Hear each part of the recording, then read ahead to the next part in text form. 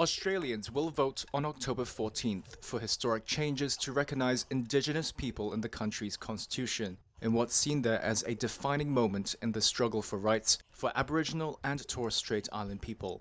Voters will be asked if they approve enshrining a voice to Parliament in the Constitution, an Indigenous committee to advise federal Parliament on matters affecting Indigenous people.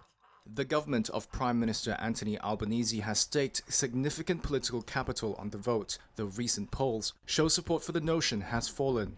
On Wednesday, as Albanese announced a date for the referendum, he called it a once-in-a-generation chance to unite the nation. A change supported by more than 80% of Indigenous Australians. Constitutional recognition through a voice. A way for all of us to recognise Indigenous Australians and their history in our Constitution, and a form of recognition that will importantly make a positive difference to their lives and their futures.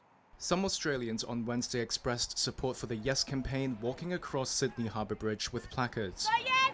Volunteers handed out flyers to residents, and locals appeared supportive of the cause. I'm just trying to vote yes, so for the recognition of the real owners of this Australia. I hope it's going to be a positive outcome, meaning the yes, but I'm feeling a little bit anxious and nervous about the result for sure. Leaders campaigning for the change say a majority of Aboriginal people support the voice, as it would improve outcomes in their livelihoods. Australia's Indigenous people make up about 3.2% of its population, yet track below most national averages on socio-economic measures. Top sports leagues, major corporations and welfare groups also support yes to the change, but public debate on the issue has been divisive. Some opponents argue the move would divide Australians along racial lines. Others claim the voice as a symbolic and toothless body.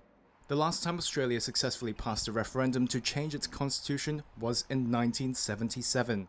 Referendums in Australia need to pass a high bar of double majority to be successful, meaning more than 50% of voters must back it nationwide, and it must be supported by a majority of voters in at least 4 of the 6 states.